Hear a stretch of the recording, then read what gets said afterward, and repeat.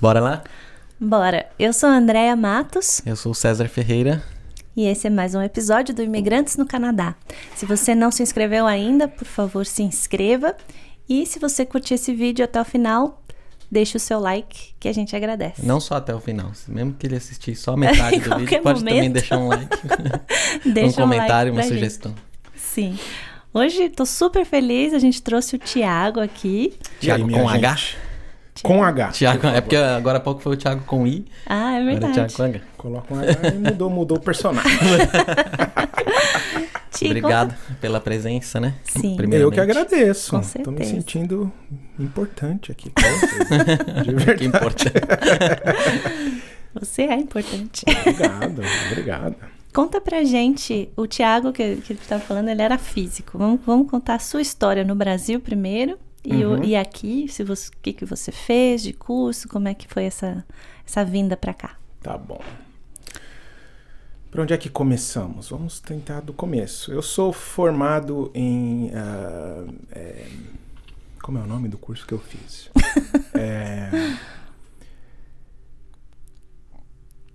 Faz tempo, né? Faz tempo, eu me formei em 2003. Eu tenho essa cara de mais novo, mas eu não sou tão novo assim. Eu me formei em Tecnologia da Informação.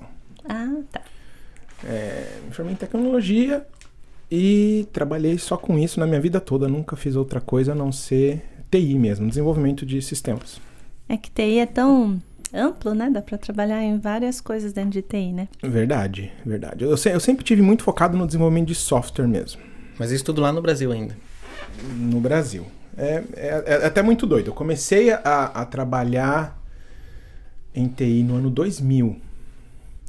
Mas eu comecei a faculdade em 2001. Eu comecei um pouco antes, como aprendiz. Tá. E deu certo. A minha cabeça funcionou com esse negócio. E tô fazendo basicamente a mesma coisa desde então. Eu gosto muito, que me ajuda. Eu gosto de fazer o que eu faço. Então isso me ajudou a, né? Tá, porque as pessoas às vezes cansam. A gente vê muito nessa caminhada de TI, depois de um certo tempo, cansei, eu queria agora Sim. ser César, analista. O meu caso eu cansei um pouco, né? Ou ir pra gestão e tal. Gestão é um negócio que ainda não chegou. Não é pra você. Não chegou essa vontade. Eu gosto do que eu faço. E aí, enfim, esse é meu background, assim, resumido do resumido. E eu sempre tive a vontade de morar fora, né? Igual já várias pessoas que sentaram aqui nesse meu lugar falaram pra vocês. Sempre tive mesmo, sabe? A minha cabeça sempre teve, sabe? Um dia irei morar fora. Sim. Mas eu não sabia nem quando, nem como, nem porquê, nem onde. condição. Ou onde você já sabia? Nem onde. Não, também tava não. aberto a qualquer lugar, né? Tava aberto mesmo. Nem fazia muitos planos a respeito. A irmã da minha esposa, Miriam, ela já tinha morado aqui. Tá. Ela fez intercâmbio aqui. E ela fez intercâmbio, ela gostou e ficou. Ela transformou o visto de estudo dela em visto de residência permanente lá no ano de 2002 ou 2003, assim, faz bastante tempo. Caramba. Era em que cidade que ela morava? Montreal. Montreal mesmo? Montreal mesmo. E a Miriam já tinha vindo pra cá. Ela veio visitar a irmã dela, já conhecia a cidade, já tinha achado legal, porque a Miriam morou em Nova York durante 1 ano e meio, porque o pai dela morou lá há 20 anos. Isso a gente tá em 2003, mais ou menos. 2003, e você já 2004. conhecia a Miriam já há um tempo? Já há um tempo. Quando a Miriam voltou, ficou esse negócio nela também. Eu já tinha de quero sair, mas nunca tinha saído, nunca tinha pensado a respeito. E a Miriam, por já ter tido essa experiência fora, voltou querendo, mas agora, né, ou para os Estados Unidos, ou para algum lugar, eu gostaria, né, de fazer. Mas aí ficou esse assunto também, assim, no banho-maria, porque, né, a gente não sabia muito como fazer, muito embora, naquela época, já houvesse um esforço do Quebec em trazer imigrantes. Sim. Já tinha aquela expedição, né, do Ministério de Migração em São Paulo. Eles já faziam as feiras, tudo, exatamente, né? já tinha esse negócio. Eu nunca tinha participado, mas eu sabia que tinha, porque como a minha cunhada morava aqui e já fazia aquele lobby para, né, pra família se deslocar, ela falava, mas tem, né, palestra, tal, não sei o quê. E sendo de TI, né, é uma das que tem mais ofertas de trabalho. Né? Na época que eu vim, o mais forte era TI, que continua até hoje, e engenharia química, era muito forte. Ah, é? É. Aí, muito bem, ficamos nessa até 2006. Em 2006, aconteceu, talvez vocês vão lembrar, do dia que o PCC fechou São Paulo. Uhum. Vocês lembram desse dia? Lembro. Eu não vou me esquecer porque foi no dia do aniversário da minha mãe. Caramba. 15 de maio. Eu estava em casa, porque eu tinha quebrado a minha perna. Então eu estava de licença do trabalho, eu estava em casa. E aí aconteceu aquele furdunço todo, era aniversário da minha mãe, eu não consegui comprar uma pizza pra gente comer junto. Eu não consegui comprar um bolo. Caramba. Sim, foi muito assustador esse dia. Foi horrível, foi um dia diferente, né? São Paulo, não era qualquer cidadezinha, né? Eram 11 milhões de habitantes. Aí eu lembro que no jornal passava assim o helicóptero, né? Mostrando aquele trânsito de 6 da tarde às 2 da tarde. Porque o PCC deu toque de recolher, todo mundo foi embora, né? Mais cedo. Foi embora, lembro. Naquele dia, eu pensei comigo, eu não preciso disso. Não é por aí. É interessante, foi um marco, assim, pra mim muito. Naquele dia eu falei, eu posso ter uma vida diferente dessa. Passou do limite. Passou. E aí, né, sentei com a Miriam, a gente já namorava, falei, vamos fazer esse plano?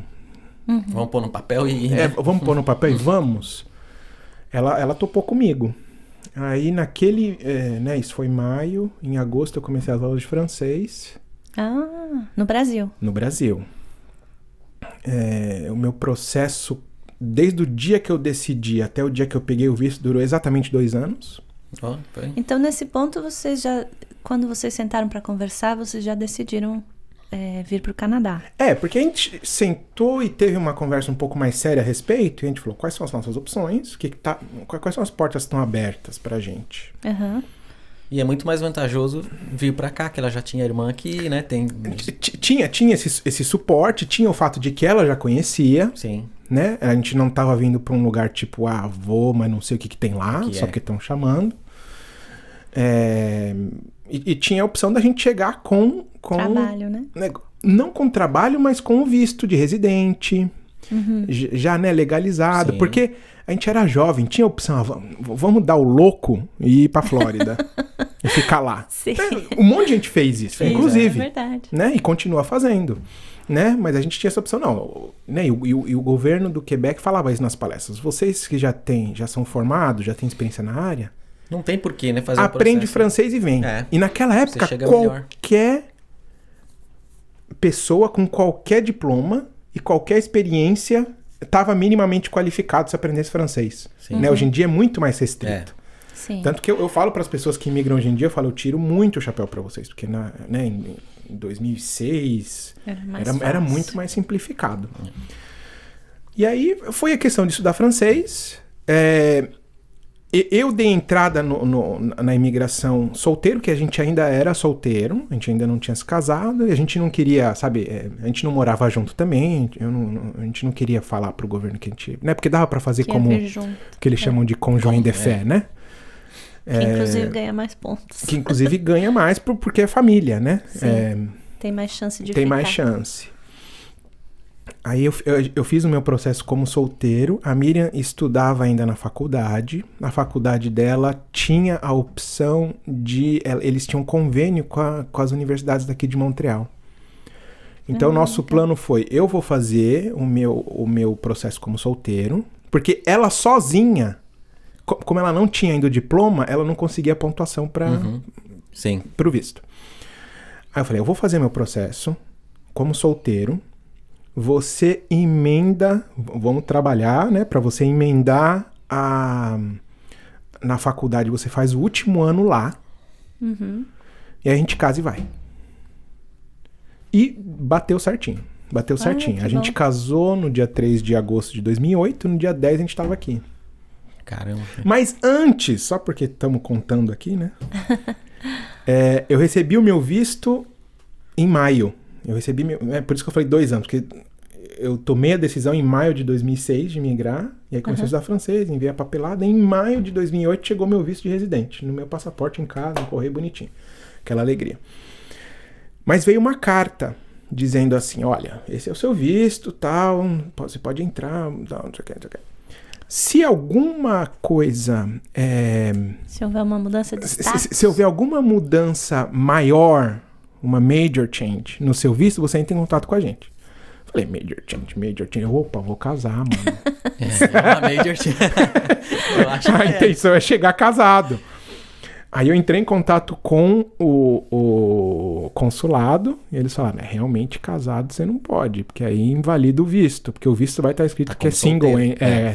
Você é single. Aí ou você casa e recomeça o processo. Recomeça do zero, ou você separa. Ou espera um pouquinho pra casar. Me deu 3 opções. Ou você casa e recomeça do zero, ou vocês vêm e casam aqui, aí você entra como solteiro. Sim. Ou você vem antes, entra... Ela vem depois. Quando chegar a sua residência permanente, você volta pra casar. Não, então, é que não dava pra vir depois, porque a gente já tava com o casamento marcado. Sim. Entendeu? Era maio de 2008, a gente ia casar em agosto. Já tava tudo pronto, né? Certo. Igreja, vestido, salão, blá, blá, blá, blá, blá, blá. Ela deu essas 3 opções. Aí, sentamos na nossa assembleia ali, familiar. que vamos fazer. Aí colocamos até na ponta do lápis, sabe? Cancelar tudo agora do casamento sai quanto? Você pagar um bilhete de avião pra ir lá e ficar um mês esperando dá quanto? Aí deu mais em conta vir antes. Aí eu vim no final de maio. Fiquei 40 dias, voltei no começo de julho e aí depois em agosto... porque demorava exatamente um mês pra chegar o PR. Cartão de residência chegar na casa, no seu endereço, né? Mas você já veio com o plano de procurar um lugar, um bairro? Já veio com essa... Cheguei assim, muito, com o sangue nos olhos. Cheguei chegando. No dia que eu cheguei, eu era muito acelerado. Isso o Canadá meio que tirou de mim. Eu era muito acelerado em São Paulo, acelerado de, sabe, tipo... Cara, se você não lutar pelas coisas que você quer, ninguém vai fazer. Não vai resolver, né? Eu e a Miriam, a gente é muito assim. A gente, em muita coisa, nós não somos parecidos, mas nisso nós somos. E voltando de São Paulo, a gente era muito mais. Então eu falei, eu não posso perder um minuto... Esses 30 dias que eu vou ficar lá, ou um pouquinho mais... Você vai aproveitar 40. Tem que valer. Eu cheguei de manhã... Deixei minhas malas lá, foi o tempo de chegar, deixar as malas, eu já fui abrir uma conta no banco, tirei meu seguro social. No primeiro dia. A gente fez isso também, né? No primeiro dia, vou descansar à tarde. Eu não tinha essa opção. A gente tava, acostumado com o ritmo de São Paulo. Não, chega, já tem que resolver. Chega no desespero. Vocês sabem do que eu tô falando. Vambora, tá na hora. No segundo dia eu comecei a mandar currículo. E aí, assim, não no terceiro dia, mas já na primeira semana eu comecei a fazer entrevista, assim. Eu cheguei com o meu nível de inglês e francês suficiente para se comunicar minimamente. Dava para fazer uma entrevista já? Dava, porque esse foi o meu maior esforço em São Paulo. Uma coisa que até pagou, assim, até uma dica que eu sempre dou para todo mundo. Faça o seu esforço no Brasil. Porque é melhor fazer o esforço no Brasil do que aqui. Você já tá ganhando tempo, né? É porque aqui, se você vai fazer seu esforço aqui, você tá ainda precisando de um emprego, você tá desempregado. Entendeu? Lá pelo menos você tem, sei lá, casa, família, alguma coisa. Você tem um suporte melhor, né? Pra você... É melhor chorar no Brasil, pra quem tá chegando, do que chorar aqui depois. Sim. Então, eu sei que não é fácil, né? Cada um tem a sua realidade. Mas se você pode, não deixa... mais lá. Faz antes. Chegar aqui é um choque de qualquer forma, né? E isso que eu ia te perguntar, daí o francês que você aprendeu lá, você achou parecido aqui? Você teve um estranhamento? Nunca é. Porque francês do Quebec. Não fiz, eu não tinha meios para tanto. Eu fiz um curso na USP. Era da Politécnica da USP, eles têm um curso lá que eu nem sei se ainda existe, mas é um francês... Era muito mais, era da Poliglota. Da França mesmo. Era o francês que eles chamam de internacional, né? Sim. É o francês internacional. O curso era muito bom. Eram professores que, se não me engano, pode ser que eu esteja falando bobagem aqui, mas eram professores que davam curso na faculdade de letras ali.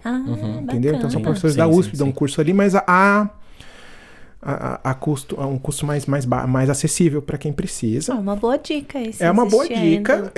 Enfim, né? Já faz 16 anos. Então, não sei como é que tá.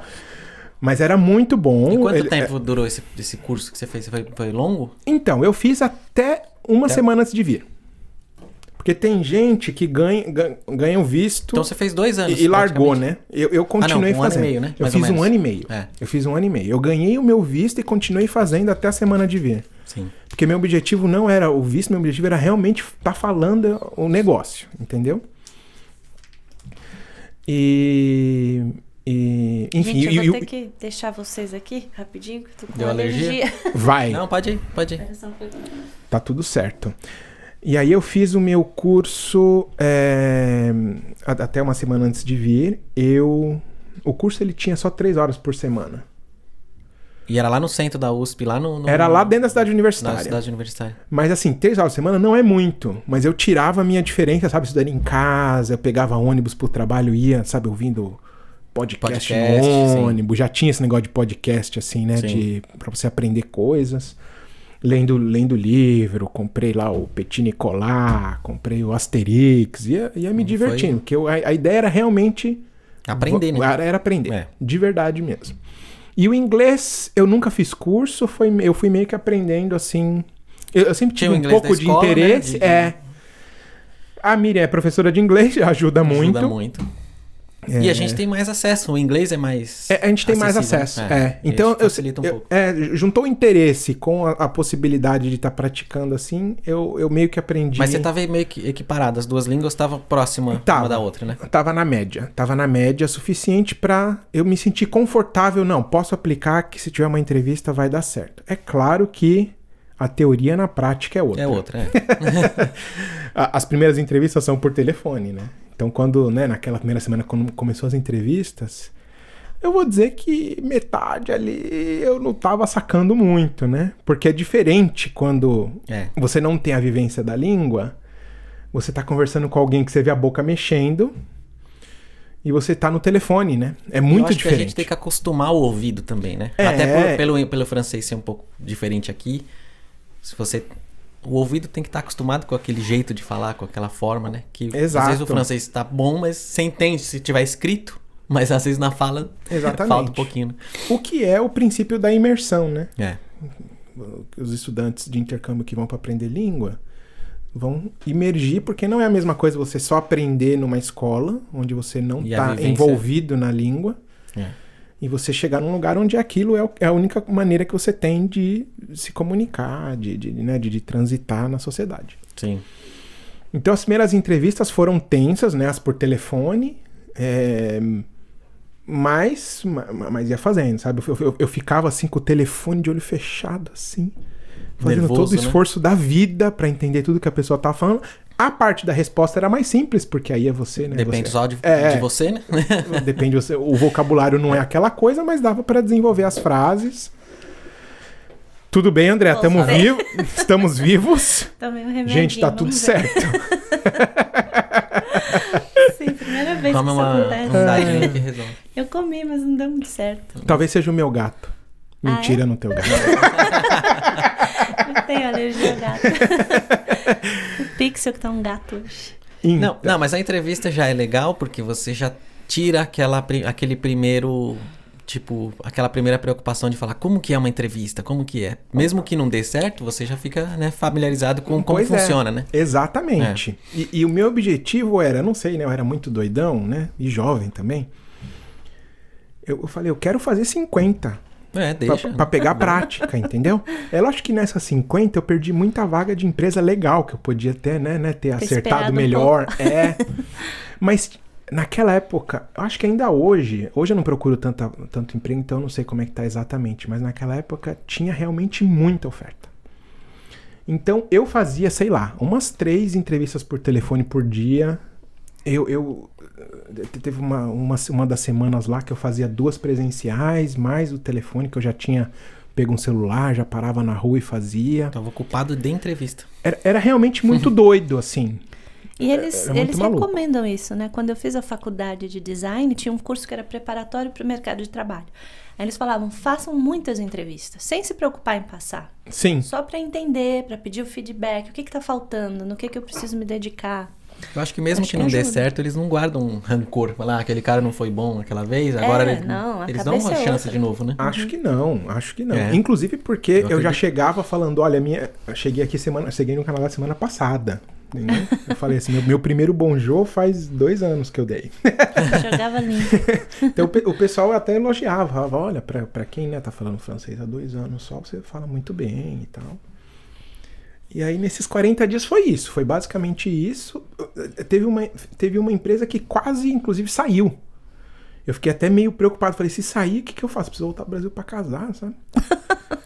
Já tem que deixar. Eu já tinha até falado uma hora, quando eu vi que a coisa estava ficando séria, eu falei, olha, mas eu preciso voltar pra casar. Nem que eu volte só uma semana a casa, mas você me libera. E aqui eles são legais, eles né? liberam.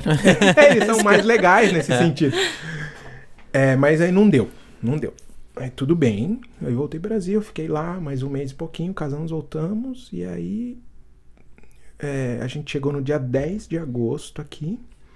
No dia 1º de setembro eu tava trabalhando, porque aí eu voltei já com experiência de entrevista. Sim. Aí eu cheguei mirando pra dar certo, mesmo. Aí você falou, agora 20 dias depois eu tava empregado.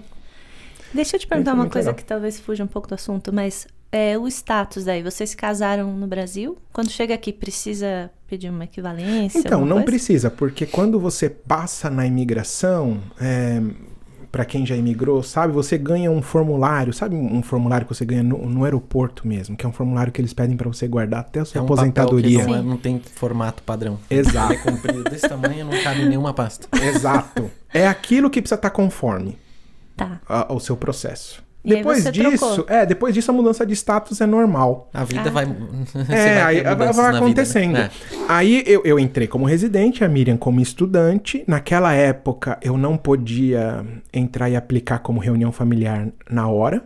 Uhum. Eu precisaria ter um tempo de emprego, de residência e de emprego para provar que eu poderia sustentá-la. Para fazer o sponsor, né? Mesmo como reunião familiar naquela época eu precisava. Acho que hoje em dia não precisa mais. Eu acho que você precisa, sim. Inclusive, em outras províncias, você precisa comprovar renda. No Quebec, você Talvez. não precisa. Tem algumas coisas. Mas assim. aí foi fácil, porque eu arrumei um emprego em setembro. Já em final do mês, eu já tinha aplicado para reunião familiar. Que bom. E ela, 1 ano depois, em setembro de 2009, virou residente. Foi super rápido. Então. Aí nesse processo você precisa falar, olha, casei, então, né, mudou meu status. E a gente que escuta assim, fala, mas eu tô super tranquilo, rápido e... Mas se você contar o processo todo, desde que quando começou... a gente tá contando as glórias, né? Tem as lágrimas. Mas com certeza, o pessoal que hoje precisa, né, provar que tem $100 mil para poder pagar um curso, que a maioria das pessoas vem assim, hoje num esquema de vem estudar, né? O cônjuge vem podendo trabalhar. E a Miriam, então o que aconteceu? Ela veio fazer o último ano da faculdade aqui? Ela veio fazer o último ano, ela cumpriu os créditos que faltavam para a faculdade dela no Brasil, ela cumpriu aqui. E daí você não estava aqui quando ela veio? Ela veio antes de você, na verdade, ficou 1 ano e depois você veio em maio, isso? Não, ela veio... a gente entrou junto, Uhum. A gente chegou em agosto e o ano letivo começa em setembro. Em setembro ela começou o curso. Daí que ela fez. Aí ela terminou o curso, deu certinho mesmo. Mas depois ela precisou voltar pro Brasil, né? Pra finalizar o curso, não tem alguma coisa assim? Não, ela deixou realmente todos os créditos, ela conseguiu fazer um arranjo para todos os créditos que faltassem só fossem aula. E ela conseguiu que todos os créditos fossem feitos aqui. Ela estudou em francês aqui. Aí ela foi para a Universidade de Montréal, ela tinha 0 francês. Aí zero. Ela estudou um pouco de francês em São Paulo também. Mas ela chegou, mas aí era faculdade, né, bicho? Ela chegou e foi fazer. Ela terminou, porque ela fez curso de letras, ela terminou letras com os créditos em francês aqui. Mas ela fez letras português e inglês. Mas tem as optativas, né? Aí ela fez tudo em francês na Universidade de Montréal. Ela deu uma sambadinha, mas aí no final do ano, e ela também é bem dedicada, ela tava falando, ela tava legal. A Miriam vai vir legal. contar as sambadas dela aqui. Ah, mas Sim, trago, tem que é muito divertido. Muito Sim. divertido. A história dela é muito. Então eu não vou contar muito da história dela. Boa. É que esbarra na sua, não tem como. Exatamente. É meio assim. E aí é isso, gente. E desde 2008 eu estive desempregado aqui. Eu já mudei de emprego 3 vezes. Desempregado mesmo eu estive 2 meses. Porque no final desse meu primeiro emprego em 2009, no começo de 2009, foi quando a crise de 2008 bateu aqui. Tá.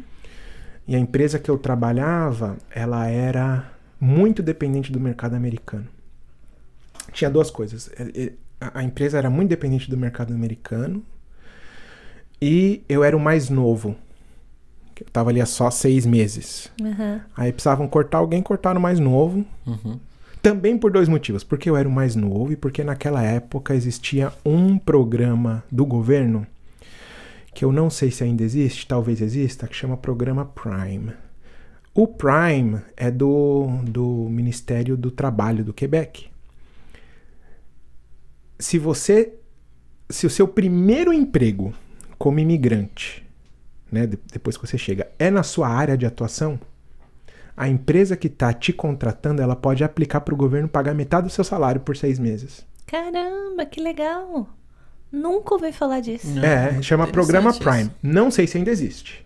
Tá. Em 2008 existia. Então, muitas empresas usam disso. É bom, porque aí a empresa tem um incentivo Sim. para contratar um imigrante recém-chegado. E não precisa ter medo, né? Esse tipo de... Pior dos casos, eu gastei só metade, da grana. Sacou? Olha só, É um incentivo né, pro cara ter o primeiro emprego. E me beneficiei.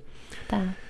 Aí terminou esses 6 meses. Eles estavam na crise, eu era o mais novo. Eles falaram, agora ou a gente continua pagando ele o salário todo, ou a gente vai ter que cortar um. Aí eu saí fora. Entendeu? Entendi. Aí eu fiquei 2 meses. Aí foi lá pra fevereiro que eles me deram um notice. Eu fiquei março e abril. Curtiu o verão quase...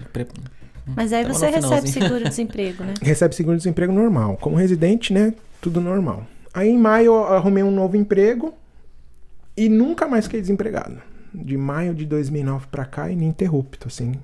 Graças a Deus, tudo deu sempre certo. muito certo. É. O Quebec sempre tratou a gente muito bem, sabe? E sempre na sua área... Eu não sei fazer outra coisa também. Então, Sabe? Deve ser. Você podia trabalhar como entrevistador, fazer um podcast aqui. Jamais. Você é um ótimo comunicador. eu deixo isso pro pessoal que é especialista, Quem será que entendeu? O Thiago, a gente trabalhava junto e nos intervalos, né, na hora do almoço, a gente jogava jogos de tabuleiro. Verdade. E aí ele tinha o dom de explicar o Ah. jogo, as regras, A falar gente podia fazer um canal disso com o Thiago. É mesmo. Aí eu entro. Olha que entro legal. muito. Pensou que legal fazer jogos, a gente filmar. Não, já gosto disso aqui tabuleiro. que vocês fazem. Eu já tiro muito meu chapéu. Eu acho que vocês tinham que, inclusive, dar um step up, fazer ao vivo aqui. Ao A vivo gente é quer um projeto fazer ao aí que vivo, tá. Ao vivo, né? Aí. É só questão de... Eu preciso estudar um pouquinho pra fazer direitinho, mas... Porque aí dá pra legal. vocês ganharem dinheiro fazendo corte. Pelo Sim, corte hoje tá que na o moda dinheiro corte, entra. né? Super chat. É porque a internet é assim, né, gente? Vou colocar agora, tirar o chapéu de imigrante, vou colocar o chapéu de TI, né? Na internet, pessoal, é muito difícil uma pessoa sentar e assistir 1 hora de entrevista, né? É muito difícil. Mas os cortezinhos de, né, e que no fim As é o pessoas mesmo querem papo, rápido, né? né? Os 4, 5 minutos, aí o pessoal... Mas diz que o engajamento o é muito YouTube vai maior. cortar cortar os cortes. Ah, é? Ou vai cortar o... Acho que eles não vão deixar mais... O revenue dos eu cortes? acho que sim. Poxa vida. Porque eles estão tendo que pagar muitas vezes, né? É verdade. Pro mesmo Pra todo produto. mundo que faz corte, eles pagam. E aí o mesmo produto sendo pago várias vezes. Então, mas eles também... Não sei, eles ganham, Mas né, eles de também qualquer forma. colocam muito mais publicidade, né? Então, Sim. YouTube, deixa os cortes. YouTube, deixa os caras trabalhar, meu. Sim. Deixa os cortes. Poxa vida. Mas eu gosto muito de, né, voltando para os jogos. Quantos jogos você tem? Ah, não sei. Mas eu tenho muitos. né? É muitos, né? São Ah, muitos. eu tenho muitos. E tem jogo em inglês, em francês. Você traz do Brasil também? Eu algum? trouxe alguns, mas no Brasil era aquele esquema, né? Era Banco Imobiliário, Jogo da vida. War, Jogo da Vida, como é que é aquele de... Eu queria o jogo da vida dos anos Imagem e 90 lá. ação. O jogo da vida antigo. Você tem ele, não? Não tenho. Nem o Jogo da Vida Eu devo normal ter eu na não minha tenho. mãe. Porque agora tem um onde? novo lá, diferente. Eu queria aquele... Mas que a eu gente joguei tava muito acostumado. aquele jogo que tinha, né? Era coloridinho, assim. eu acho que eu muito tenho, legal, né, minha mãe? muito Tem que legal. trazer pra cá, a gente guarda com o Thiago. Eu e a Miri, a gente gostava muito de jogar, e a gente jogava imagem e ação. A gente tinha um grupo de amigos Eu em São adoro Paulo. imagem Era e o ação. meninos contra meninas. Sim. Mas chegou uma hora que era assim, vamos jogar imagem e ação? Eu já olhava pra Miri, eu falava, olha, a gente vai jogar, mas a gente não vai querer ficar querendo terminar por causa Vai disso brigar. aqui, né? Porque a competição subia, sabe? Mas vocês dois são competitivos? Ah, demais. É? Nossa, André também. Demais, eu olhar pra cara, você está roubando? Ela fala, não estou, que absurdo. Aí depois, né? Depois que a conversa, o Porque a gente DR, já conhece bem, né? O casal, você fala assim, eu sei qual Nossa. que é a sua intenção. aí. jogávamos muito, muito. Mas aí é esse que chamam de party game, né? Jogo Sim. de galera. Aí chegamos aqui, enfim, a gente, né? Vamos jogar isso, não sei o que, não sei o que. Me veio na cabeça um jogo que eu tinha quando eu era criança, que era da Grow, que chamava Carga Máxima. Era um jogo que era um mapa do Brasil, e cada jogador tinha um caminhãozinho. E eu não lembro direito as regras, mas você tinha que ir percorrendo o Brasil, pegando carga, entregando carga. Era muito interessante. Eu nem acho que a gente jogava as regras corretas, porque quando você é moleque, Você joga do jeito que você quer, né? joga o dado aí, vê como sai andando. Era assim, né? Aí eu não sei porque que me deu de procurar esse jogo. Me deu na cabeça, eu preciso achar esse jogo agora. Aí carga máxima, carga máxima, carga máxima. Não tem mais. Aí eu achei um parecido em alemão. Que era com caminhão também e mapa e tal. Aí eu entrei no site desse alemão, ele me deu um link. Internet, você vai navegando, né? Caiu em um outro que chama Ticket to Ride. Ticket to Ride é um jogo assim, parecido, mas é com um mapa da América do Norte, o original. E você deve vai ser da andando com Inglaterra, né? trenzinhos. A música dos Beatles, né? She's got a ticket to ride. É por aí. E aí eu comprei esse jogo. Gente, é muito legal. Ah, é? A gente nunca É jogou esse. muito legal. Vamos E Ticket to Ride é meio que o banco imobiliário do século XXI. Porque... Estamos agora no chapéu de jogo. É, chapéu de jogo. Porque jogos têm categorias diferentes. Aham. E uma das categorias de um jogo, principalmente para os aficionados em jogos, é o quanto de sorte esse jogo depende. Ah, eu não gosto É o desse. coeficiente sorte. Sabe, por exemplo, War, Banco Imobiliário. Você pode ter a melhor regra. A melhor, desculpa, Estratégia. gente, melhor estratégia. Se o seu dado só cair 1-1, você não vai ganhar Acontece nunca. isso comigo, me dá um Entendeu? ódio. É lógico que existem táticas para você Artifícios que você... para você tentar se refazer. Minimizar. Mas você é muito dependente do Se dado. você não é o David Blaine e sabe jogar dado e cai o número que você quiser, você vai Ou se dar mal. você vem com aquele dado viciado, que cai sempre, né? Então, os jogos que o coeficiente de sorte é muito grande, geralmente não são os jogos que os aficionados por jogos gostam mais. Eles gostam de montar estratégia. Estratégia. O Ticket Ride não tem dado, então isso aí já... Você já... Já gosto. Nunca vai ter um jogo que é livre de sorte. Isso não existe, porque no pior dos casos, você não sabe a estratégia do seu oponente. Esse tem que ter Isso sorte dele ser ruim. Entendeu? Então, é o seu desconhecido. Então, tem um mínimo de sorte dele jogar bem ou mal, entendeu?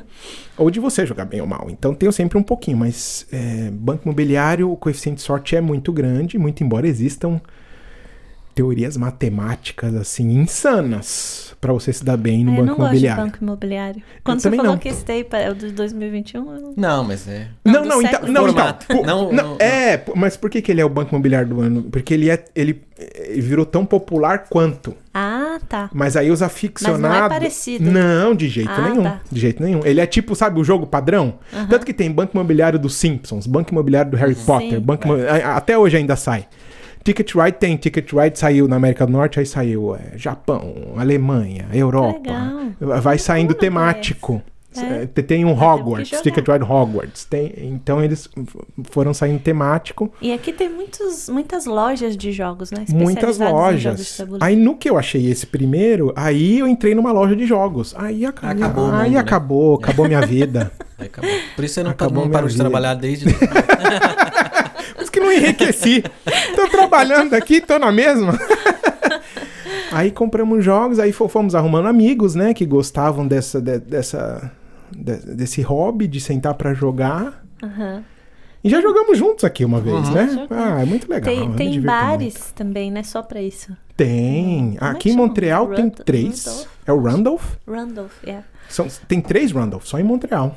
Olha só, então tem bastante gente que curte isso aqui. É muito legal, né? Aqui na América do Norte é muito mais difundido porque é muito mais fácil você adquirir. É. Ah, será? Ah, sim. Por quê? Porque no Brasil nem chega? É muito caro. Além de não chegar, não chega muito porque não tem muita saída. Quando chega é muito caro. Eu tenho um do Game of Thrones, que é o board game do Game of Thrones. Ele é imenso. Ele não cabe nessa mesa. Ele é muito grande, é o mapa de Westeros. Eu nem assisti Game of Thrones, mas enfim, o jogo é grande. E você pega lá Sabe os tudo reinos dos e vai batalhando. personagens. Né? Por causa do jogo. Nem é muito por causa do jogo, é porque todo mundo falou mesmo, né? Na época e tal.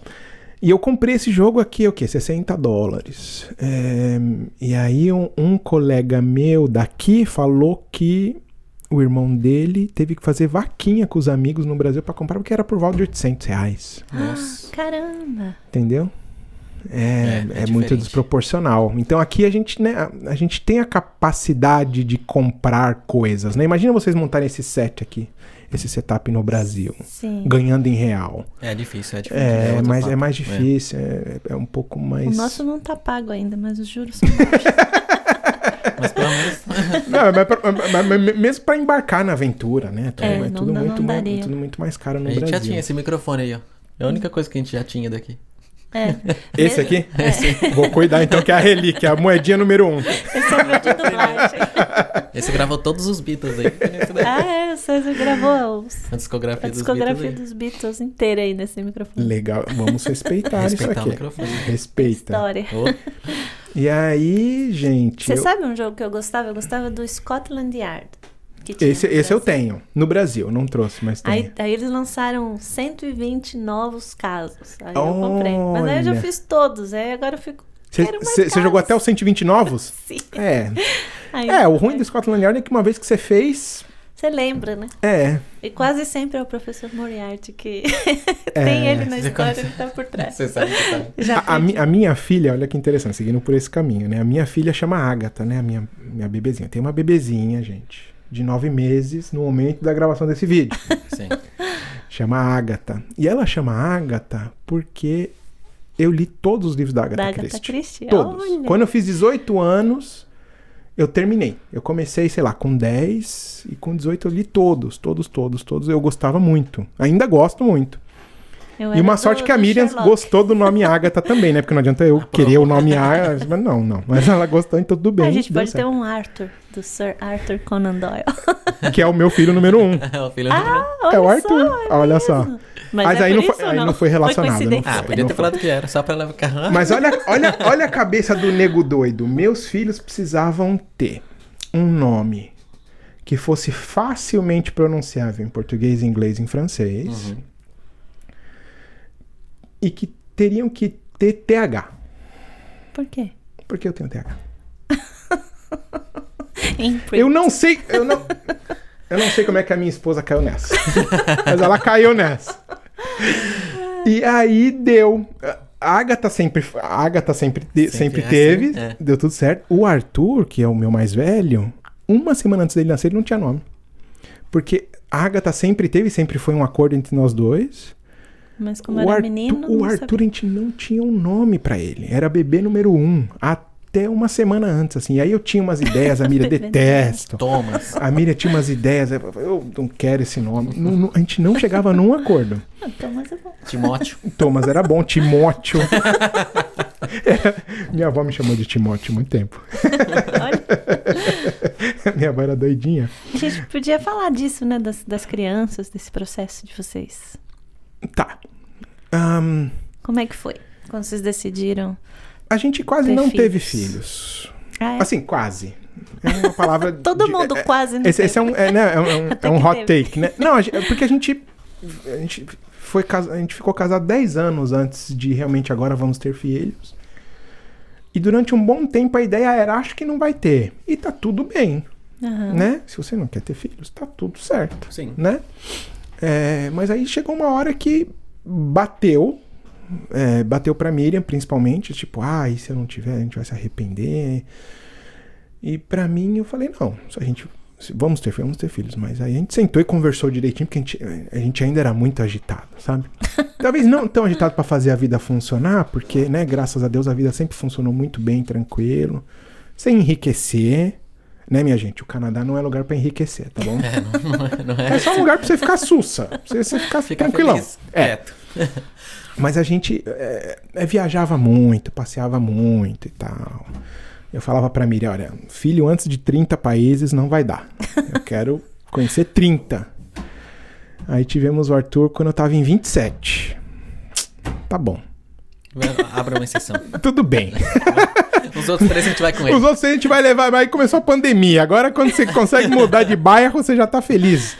Sim. Mas tá bom. Mas viajamos Caramba, muito. 27 países. Bastante. A gente, né, fomos pro sudeste da Ásia. Essa é outra coisa, né? Que o Canadá proporciona. Eu não sei, eu agradeço o Canadá mesmo. Porque é mais fácil viajar daqui. Você se planejar pra fazer esse tipo de coisa sem ter um super job dos sonhos. Sim. Ou que pague, né? Rios de dinheiro, porque não tem nenhum que pague mesmo. O que eu costumo falar é que o preço da passagem que a gente paga pro Brasil daria pra você ir pra qualquer lugar do mundo, né? Daria. Você pode... E a gente vai pro Brasil todo ano, e sempre eu fico pensando... Se você abrir mão de um ano, você vai pra um país. Mas foi exatamente o que a gente fez. A gente falava assim, olha, ou a gente vai pro Brasil todo ano, ou a gente conhece o mundo. Pelo menos pula um ano, conhece um lugar. E aí a gente ia pro Brasil a cada 3 anos, mais ou menos. Sim. E nos outros 2 a gente ia girar por aí.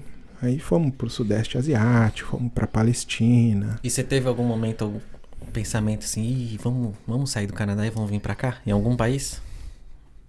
Eu tenho isso até quando eu mudo de bairro, sério mesmo. Ixi, isso é legal, eu vou passear em outro Remon. E morar aqui, como é que é? Exatamente igual o André. Eu fico, não é? Eu sou muito Nossa, assim. aí você vai passear tipo Boston, eu Chicago. Por mim, Nossa, como é que é a vida? Bonito. Será que é bom morar É aqui? porque esse é o nosso tipo de turismo. Quando eu e a Miriam a gente faz turismo, vamos ver como é que é a vida. Turismo investigativo. Vamos acordar de manhã, pegar o ônibus. Vamos pegar o ônibus de manhã. Conhecer, né? Imaginar que a gente mora aqui. Vamos andar com a galera, Com vamos quem tá arrumar alguém, entrar né? na casa de um local. A gente em Cuba quase entrou na casa de um local lá. Eu tava meio com medo, mas a Miriam, não, vamos lá, vamos bater na porta. Eu falei, a gente não conhece. Mas era assim. Aí a gente fica com esse negócio, como é que é morar aqui e tal. Tenho muito mesmo. Com a André eu não posso nem brincar. Se eu falar, vamos morar aqui, ela fala, vamos, já vai estar com a imigração, o papel. Já passa a documentação inteira. O que mais veio pra gente era Nova York, porque meu sogro morava lá. É um lugar mais calmo, igual São Paulo. Então bem tranquilo.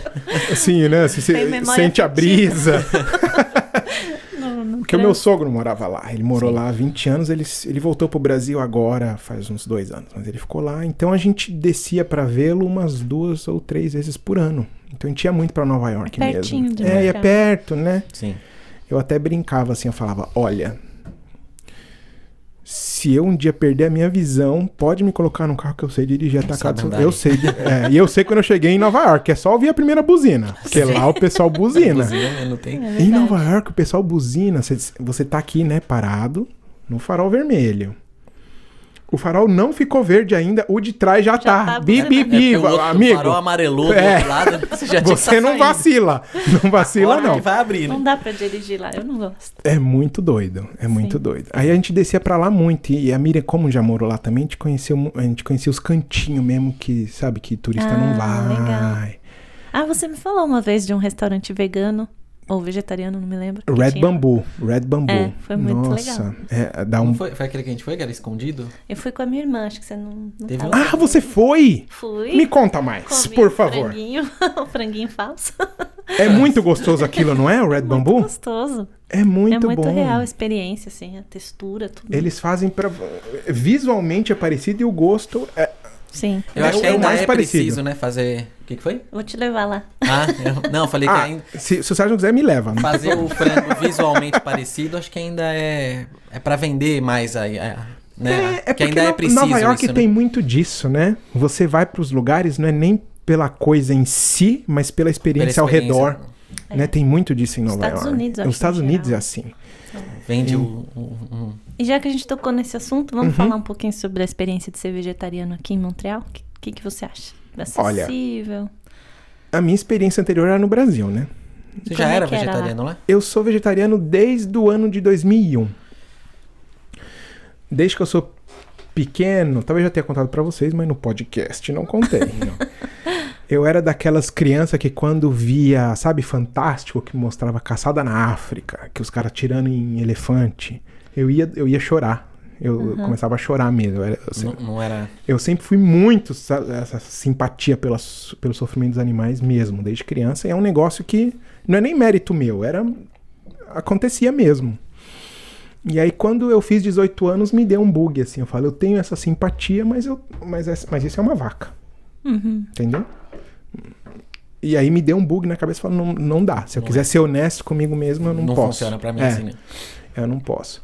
Assim, tem isso e tem também um lado um pouco religioso / espiritual nisso. Que a denominação religiosa da qual faço parte, eu sou adventista do sétimo dia. Os adventistas do sétimo dia, eles têm uma orientação saudável muito forte.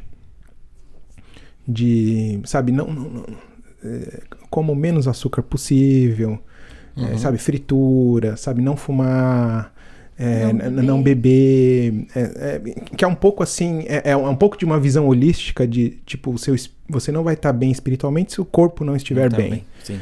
E não necessariamente você vai estar doente porque você está comendo essas coisas, mas você vai evitar uma série de coisas pelo abuso das substâncias e tal. Vai por esse sentido. Mas, para ser bem sincero, mas é só uma orientação, não é uma regra, não é um dogma, não é uma doutrina, assim, é só uma orientação, uma dica, né? Mas é muito forte. Mas, sinceramente, não foi por isso que eu decidi. Existem muitos adventistas que comem carne e açúcar e tudo mais.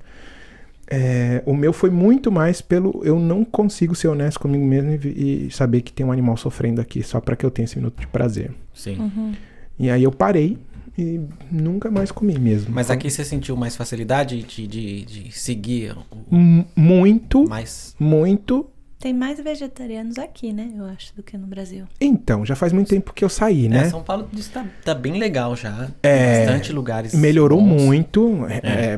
Em mas comparação... Acho que na época que você ainda tava lá, acho que não era tanto. Em comparação à primeira década de 2000 lá... não sei se... Sim. Você chegava no restaurante e falava, sou vegetariano. Ele, então frango você come. Não, eu sou vegetariano. Então tem peixe. Peixe. Não, eu não como nenhum dele. Não, mas tem um negócio aqui que tem só presunto. Não, eu sou vegetariano. Não, é bacon. Bacon tem. Não. Não, esse aqui é camarão. Camarão come. Era difícil entender o conceito, né? Mas cara, não come nada. Come o quê? Eu ia nas barraquinhas de cachorro-quente, né? E agora tem o Black Dog, que vende, né? A salsicha vegetariana, mas naquela época não tinha. Aí eu ia na barraquinha de cachorro-quente, o cara, né? E eu ia em uma no Largo da Batata, em Pinheiros, lá embaixo. Que é uma zona lá embaixo, tem um monte de coisa. E tinha um cara que ele fazia, eu gostava dele, porque ele enchia bastante. E ele era muito rápido, meio-dia, ele pegava o pão, colocava quantos, e eu falava, pode fazer um pra mim caprichadão, não sei o que, sem salsicha. Ele parava. O que é? Sem Não para não, mano. Continua. É mais fácil eu tô ainda. com fome, mas é só sem salsicha. Você tá me zoando. Eu pedi o hot dog sem salsicha. Mas quando o hot dog é tão bem preenchido assim, a salsicha não faz tanta falta.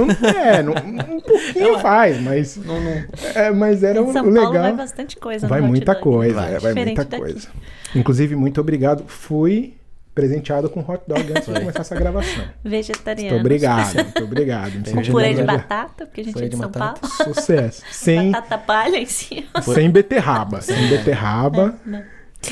E no fim a gente acabou falando sobre o turismo e não falou sobre os filhos. Eu perguntei porque... Vamos voltar nessa fase. Porque é diferente, né? Ter filho aqui, tanto a relação com a doula. Eu não sei se no Brasil hoje em dia isso tá mais comum. E depois também, sei lá, o parto em si. Acho que a Miriam pode falar mais sobre isso, mas você pode contar a sua visão. Uhum. E as crianças, quando nasceram, como é que foi? Pra Garderim ou não? Enfim. Olha, eu costumo dizer ou pensar que pra mim é muito difícil comparar tudo com o Brasil, porque eu meio que virei adulto aqui. Uhum. Eu era muito molecão quando eu cheguei, Entendi. sabe? Então, quando eu casei, foi quando eu saí da casa dos meus pais. Então, eu comecei uma vida de, sabe, agora você tem que cuidar das suas coisas. Você tem que cozinhar. Eu nunca tinha cozinhado, galera. Entendeu? Minha mãe cozinhava pra mim. Eu não lavava roupa, entendeu? Então, eu cheguei aqui e agora virei gente grande. Porque a minha esposa falou assim, você quer comida? Então, vai cozinhar. A minha é dessas, entendeu? Entendeu? Aí eu tive. Então, eu nem pensava em coisa de criança no Brasil. Então, não tenho como comparar. Tem uma referência. O que eu tenho. Mas eu já volto na sua pergunta. O que eu tenho mais, assim, comigo hoje, que é uma coisa que tem pra mim todo dia, é como é que eu crio meus filhos melhor. Uhum. Porque a gente tá tentando criar os nossos filhos de uma maneira que não foi a que a gente foi criado. Uhum. Sabe? Tipo, apanhando quando faz coisa errada. Sim. Consertando algumas coisinhas que a gente não acha Criar sem bater é difícil. É difícil. É muito mais fácil. Pô, o moleque tá ali aprontando, você vai dar umas palmadelas pra ele entender que é sério. Mas a gente entende, e a minha esposa, que é educadora, entende que tem um caminho melhor. Entendeu? E ela lê muito sobre isso, nem posso achar que leio o mesmo tanto que ela. Mas ela me dá muitas referências, né, pra eu ir pegando coisas. Existe uma maneira melhor, tanto pros pais quanto pros filhos, pra não ter trauma, pra não ter... Uhum. E não é nem questão de, sabe, de mimar as crianças, não. É de criar cidadãos melhores mesmo. E isso começa desde a criança. Então, é uma coisa que a gente tem que aprender e que a gente não teve. Essa é a parte mais difícil, eu acho. Mas não é comparando com o Brasil, porque eu acho que aqui também, antigamente, era igual, entendeu? O approach evoluiu. Sim. A gente precisa aprender e evoluir com eles. Mas, para voltar na sua pergunta, eu entendo que no Brasil é muito mais fácil os partos serem cesariana. Aqui, para ser cesariana, é realmente a última das opções. Então não foi o caso dos seus filhos? Não foi cesariana. E a Miriam sofreu muito, não? Sofreu muito. No do Arthur. O da Agatha foi bem mais tranquilo. O do Arthur foi bem mais complicado. Mas isso você vai perguntar para ela o dia que ela vier aqui. Sim. Mas a gente teve uma doula acompanhando. Essa é uma diferença que de repente é legal contar. Aqui existem partos humanizados, que tem no Brasil também, mas aqui ele é tipo é uma coisa oficial. Chama Maison de Naissance. É uma casa de nascimento. Você vai para um lugar que é meio que uma enfermaria. Não é um hospital, não tem maquinário de hospital. Para quem quer e pode ter parto natural, você entra nessa enfermaria e os quartos, eles são decorados como se fosse uma casa. Então você não tá num hospital, você tá numa cama gostosa, com um lençol colorido, tem uma banheira ali do lado, e é uma banheira não é aquela banheira hospitalar, é uma banheira bonita pra você ficar ali, tem uma cadeira de balanço. De vez em quando vem uma enfermeira que nem vem vestida de enfermeira, sabe? Vem uma coisa bem pra você se sentir aconchegado, pra você se sentir, gostoso. sabe? Não tô num hospital. Se acontecer alguma coisa errada ali, se der algum problema, eles te transferem na hora pra um hospital. Porque ali eles não dão anestesia, sabe? Tem que ser natural. E a nossa intenção era que o Arthur tivesse nascido assim. E a gente foi pra lá no dia, não deu certo. O Arthur... A Miriam não conseguiu ter a dilatação, né? E aí, pra tomar os hormônios pra dilatar e pra ir pro hospital, a gente teve que transferir e tal. Mas, enfim, aí não deu certo. Mas isso é uma coisa muito legal. O fato de que o governo dá dinheirinho é muito assim? legal. O governo dá dinheiro aqui pra você quando você tem filho. Ele dá chama Child Benefit. Uhum. E como que é? Você aplica? Você por não mês, aplica. é por ano? Quando você registra a criança, ela já está registrada como um cidadão Mas você desse começa país. a receber. E você recebe. Caramba. Você não precisa pedir, né? É Quanto uma coisa maior, que já quanto maior a sua renda, menos você recebe, claro. Mas não tem ninguém que recebe zero. Todo mundo recebe pelo menos alguma coisinha. Não é todo mês também, a cada 2 ou 3 meses. Um dinheirinho que vai pingandinho assim. Não Pra- é preciso você correr atrás dessas coisas. Não, o governo te ajuda. isso já foi. É justo, né? O que... Você recebe mesmo. que é. Um amigo meu estava contando que para cada dólar que você investe na educação do seu filho também, o governo, se você for criando um fundo para a educação dele, o governo também paga? Isso. Tem Como é um que é fundo, isso? é um fundo para educação, que é meio que um investimento privado, que você pode escolher não fazer.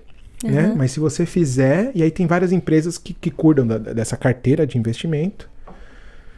Agora eu não tenho certeza se é para cada dólar o governo dá $1. Não sei, pode ser que seja. deve ter um limite, né?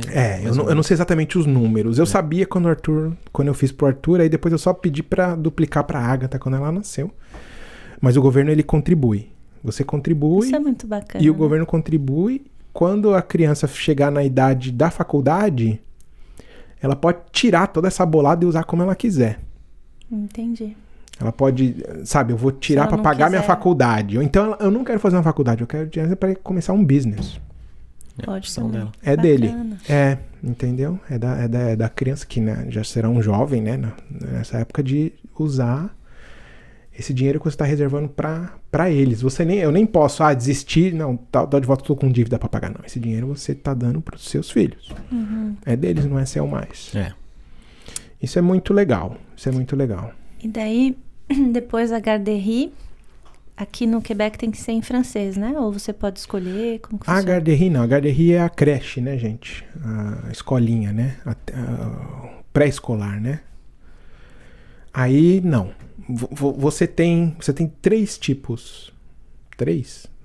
Mais ou menos. Você tem o que eles chamam de CPE, que é o Centre de la Petite Enfance, que são as creches. Nenhuma é do governo, mas o governo é em parceria com o governo. Então é muito barato, é R$8,50. E a dia? qualidade é R$8,50 por dia. Aqui no Quebec, viva o Quebec. Em nenhum outro lugar você vai pagar R$8,50 por dia, nenhum outro. Se você for para Ontário, agora o governo federal tá com um programa de dar garderia a $10 no país todo. Ah, legal. Mas normalmente é 40, 50 por Sim. dia. É. Aqui no Quebec é R$8,50. Mas você precisa ser residente. pra Você precisa ser pagar esse valor. residente. Ser residente. Sim, sim.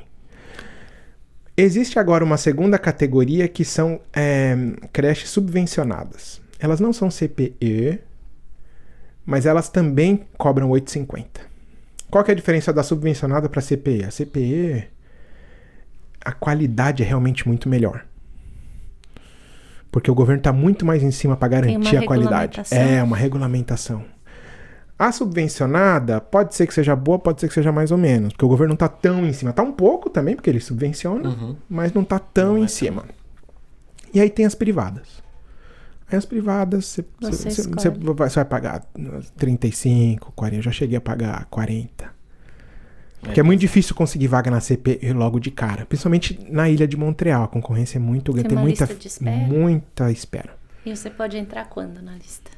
A partir do momento que você sabe que você vai ter um neném. Ah, é? É. Caramba. É aconselhável. A mulher ficou grávida, já bota o filho. Você não precisa nem colocar o nome lá. Só tem uma criança Tem uma... expectativa de nascimento é X. E você já começa a marcar as escolas que você quer que entrar na fila. Caramba. Tem um site que você entra. Chama lá Place 05, que é de 0 a 5 anos. Aí você coloca o lugar onde você mora. Ele vai te dar um raio das escolas que tem perto da sua casa. Você pode também adicionar um segundo endereço, digamos, seu trabalho. Ele vai te dar todas as creches nesse raio. Ele vai te falar, ó, esse é CPE, esse é subvencionado, esse é particular. E você vai entrando nas filas de espera por Não é unificado, né? É por unidade. Sim. Aí quando sair a vaga, eles te chamam. O Arthur ficou 8 meses na privada, aí chamaram para uma CPI. Aí foi alegria. Mas agora a gente mudou, né? A gente foi pro outro lado da cidade. Aí entra na lista de Começa novo? tudo de novo. Começa de novo. É porque aí eu tive que me inscrever em outras, né? Tá. Que não tinha nada a ver com o que tava antes. Aí a gente teve que ficar agora de novo mais 8 meses Na esquema privado. E aí mudou pra uma subvencionada. Ele tá com quantos anos agora? 3, quase 4. Tá. E aí nessas ele fala francês lá. Ele começa a aprender francês. Então, a que ele está matriculado é francês. Mas eu tô morando agora no oeste da ilha, né? Que eles falam mais inglês. Então os amiguinhos são todos anglófonos. Então ele conversa com a professora, as atividades ele faz em francês, mas ele conversa com os amigos em inglês. Então agora ele já... E com os pais em português. E com os pais em português. Então vai ser ótimo, ele então. tá na fase da bagunça. Tá, mas a longo prazo... A longo prazo ele já tá trilinguinho, assim. Ele vai ajustando. Ele já tá e ele tem um amigo hispano. Ah, já vai falar espanhol? Aí ele fala, papai, como é que fala isso em espanhol? Meu amigo fala espanhol, papai. Aí ele já vai pegandinho as 4, assim. Sim. E a gente tem que forçar o português, sabe? Em casa, porque a tendência dele é chegar da escolinha e querer falar só a língua que ele tá falando lá, sabe? Então ele canta musiquinha em francês, na hora de brincar ele pega os bonequinhos, fica brincando em inglês. Aí deixa a língua, né? Enfim, é o país dele, né? Mas quando ele vem se comunicar com a gente não deixa ele falar inglês ou francês. É bom pra ele comunicar se com ele os pais, fala a frase, eu falo, isso em português como é que é? Boa. Aí é meio assim chato, que vai, assim. né? Sem brigar, sem nada. Só conversando. Fazendo né? exercício com ele, né? Às vezes ele, não sei. Às vezes ele até sabe, mas não conseguiu ligar uma coisa à outra, né? Sim. A gente vai ajudando ele a navegar. Porque senão esquece mesmo. A gente já viu muitos casos de amigos que deixam e o filho abandona. Eu encontrei um casal de... Quando a gente morava no prédio, acho que em Namur, tinha um casal de chinês. Ele tava descendo, acho que não sei se era o vô com a criança, eles estavam falando inglês. E era nitidamente eles eram chineses. Então, eu acho que a criança não deve ter desenvolvido muito o chinês aqui e tem que falar em outra língua com o vô, alguma coisa. Pois é. A minha esposa, que é professora de línguas, ela vai dizer sempre que para todo idioma tem as 4 especialidades, né? A leitura, a escrita, o falar e o ouvir. E essas 4 especialidades, você tem que praticar cada uma delas de maneira individual e específica. Então você pode entender tudo, entendeu? As crianças, nesses casos, elas entendem tudo que você falar em português. Mas se ela porque não elas estão praticando o ouvir. Mas se ela não praticar o falar, ela não vai falar. Entendi. Sacou? Então, nesse caso que você viu, né, desse avô com o neto chinês, muito provavelmente a criança entende qualquer coisa que você fala pra ela em chinês. A hora que ela precisa falar. Ela precisa ser incentivada a expressar, para que ela tenha o falar. E o ler e escrever é a mesma coisa. A gente também, né? Quando aprende línguas, às vezes fica só ouvindo, não quer falar. Depois... Eu tenho um colega aqui em Montreal que ele é da nossa idade, assim, mas ele veio com os pais muito tempo atrás, né? Nos anos 80. Então ele cresceu aqui. Nem sei se ele nasceu aqui ou se veio muito pequeno. Ele fala muito bem, né? Se comunica muito bem, mas ele falou, sou analfabeto em português. Eu não sei ler. Nem escrever. Entendeu? Porque é uma prática. Uma prática que ele não teve. Entende, mas não tem isso. Bacana. Mas você conversando com ele, você nem sabe que ele não cresceu lá, porque ele fala muito bem. Sim. É interessante. Como é que a gente tá de tempo? Estamos com Perdi um pouco uma a hora. noção. Uma hora. Então dá pra fazer mais perguntas. Boa, faça aí. Só ficar de olho na hora que o Thiago tem compromisso. Tem mais 10 minutinhos? Eu estou de licença paternidade, gente. Eu tenho que buscar as crianças na escola. Vou fazer uma última pergunta. Vai. Eu queria que você falasse um pouco sobre o trabalho voluntário que você faz, que é tão legal. Tá bom. Como é que surgiu essa ideia? Então, eu já falei pra vocês que eu tenho esse background de igreja, né? Eu cresci dentro da Igreja Adventista do Sétimo Dia, que é uma igreja cristã protestante. Cantava no coral. Cantava num coral. Sempre cantei muito dentro desse esquema de igreja, né? Era como eu fazia para me sentir útil na igreja, era cantando no Brasil.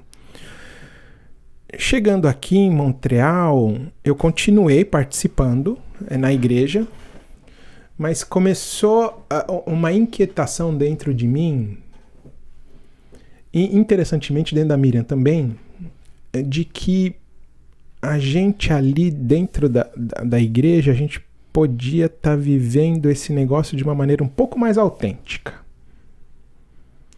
Em que sentido? Como é que eu faço para explicar? Pôr a mão na massa. Por quê? Porque uma igreja cristã, ela se denomina cristã porque ela parte dos princípios de Cristo, certo? Uhum. Não foi um negócio inventado do nada.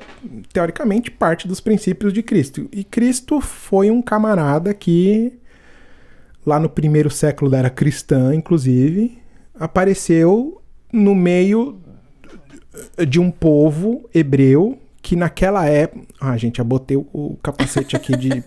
Foi mal. Vamos lá. Ele apareceu no meio de um povo, dos hebreus, que eles eram escravos do Império Romano. O Império Romano era o império da vez ali. Eles eram oprimidos pelo Império Romano. Sim. Certo? E eles tinham, já do Velho Testamento, que vem de quase 3.000 anos antes de Cristo, de Moisés, um negócio mais lá para trás, uma promessa de que um dia viria um tal de Messias. E o Messias daria para eles a paz eterna. É um negócio que eles chamam mais ou menos assim, um shalom eterno. Shalom é o termo hebraico do negócio. Então eles sempre tiveram esperando um tal do Messias chegar. E o Messias... E apareceram vários, né? A gente lembra de Jesus porque ele foi o mais competente aí no esquema que ele fez, mas apareceram vários, e nessa época eles eram muito revoltados com o fato de que eles entendiam que eles adoravam o Deus verdadeiro e eles eram escravos do Império Romano. Uhum. Eles estavam esperando o Messias, como já faz tempo, mas ali naquela situação a gente precisa do Messias agora para livrar a gente desse império. Pra gente ser livre, independente, reinar, ficar feliz para sempre aqui. Eles estavam esperando esse tipo de cara. E aí aparece esse tal de Jesus, que nem veio da capital, veio lá do cantinho, lá a Galileia era tipo um Capão Redondo, um negócio assim, um bagulho mais louco assim. E fala assim, olha gente, ele veio, né, e fazia milagre, é assim que tá na Bíblia, né, assim que tá nas coisas. E o pessoal, então vamos se levantar contra o seu mano. Ele fala, mas meu império não é dele. Ele era... Ele era da paz e amor total.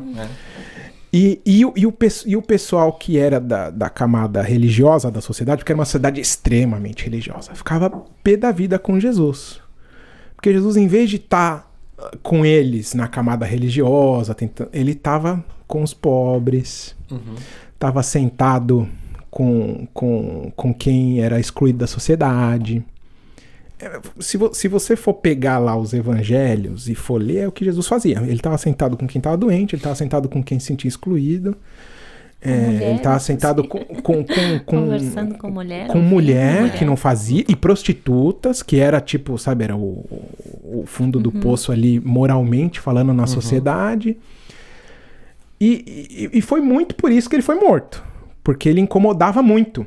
Entendeu? E as pessoas falavam, nossa, o cara é legal. E as pessoas seguiam Jesus por causa disso. Porque ele era muito contracultural. A cultura dizia para fazer um negócio. Aí aparece esse tal de Jesus que se auto-intitula Messias.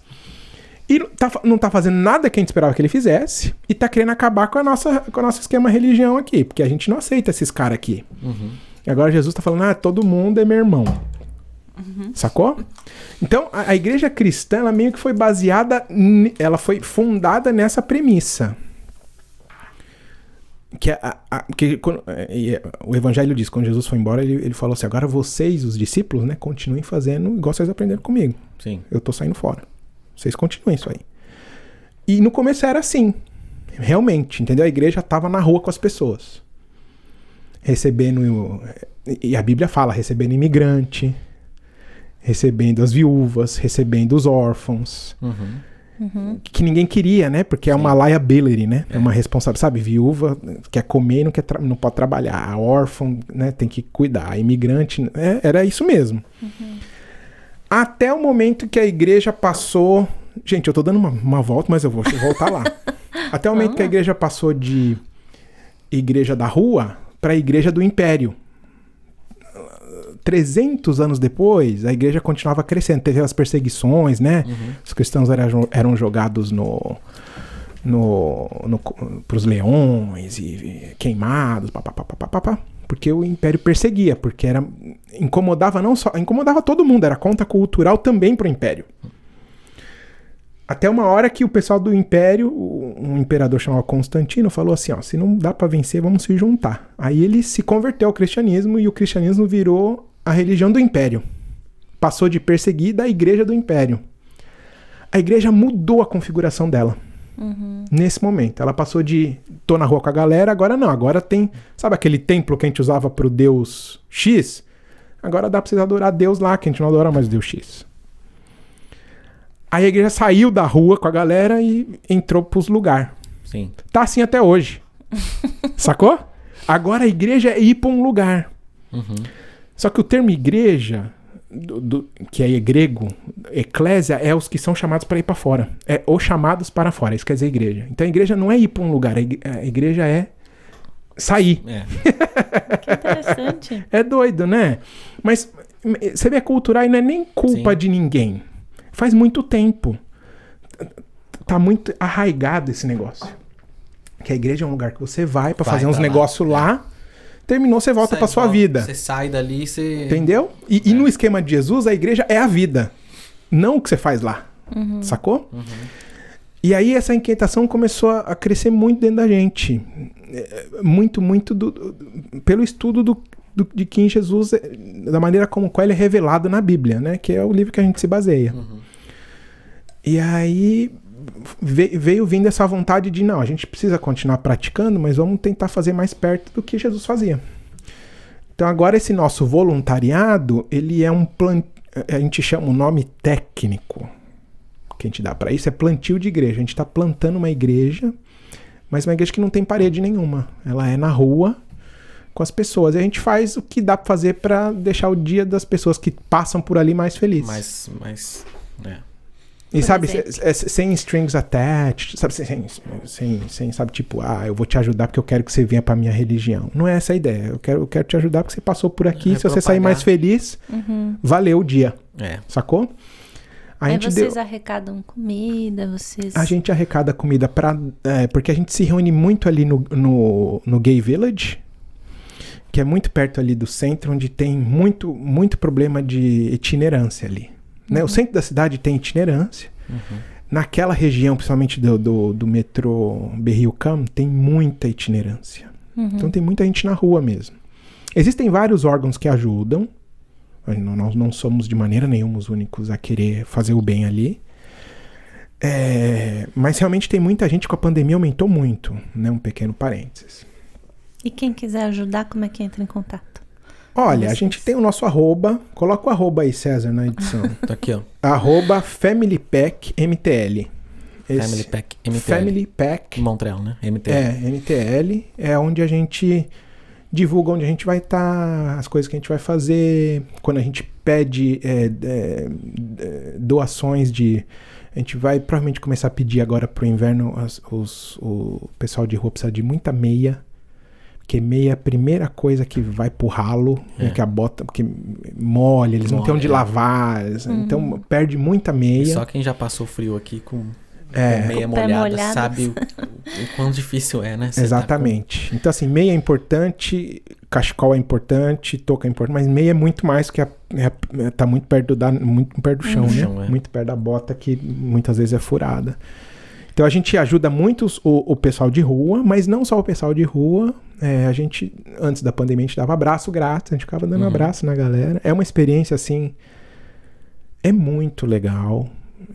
Me faz muita falta não poder dar abraço. A André me conhece, né, do trabalho. Eu sou um hugger, eu gosto de abraço. É muito legal. Tem gente que abraça, vem, abraça, chora e vai embora. Você nem sabe por que a pessoa... Mas sabe, aquela pessoa precisava de um abraço. É um contato físico ali. Que É a pessoa alegria não de tem, saber né? que Qualquer...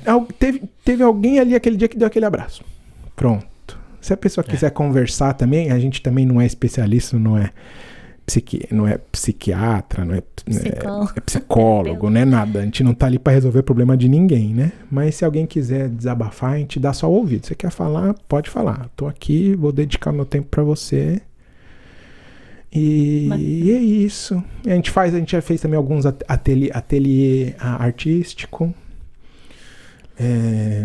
A gente faz algumas coisas assim, só pra gente ver o que o pessoal tá precisando, ou coisas que vão ajudar as pessoas a ter... A gente não vai resolver o problema da vida de ninguém.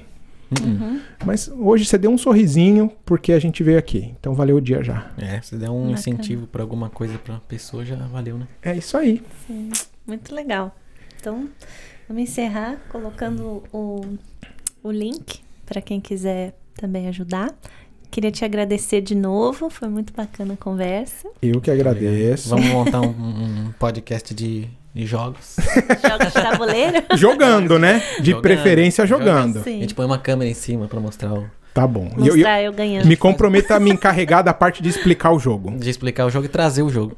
Tá bom. Fechado. Cada vez um jogo diferente. Tem episódio, ó. Vai ser meu incentivo pra jogar. Tá ótimo. Legal. Obrigado, obrigada, gente. Valeu, gente. Até Se inscreve aqui no canal, né? Não esquece. E deixa o like. E Miriam, esperamos você aqui. Valeu.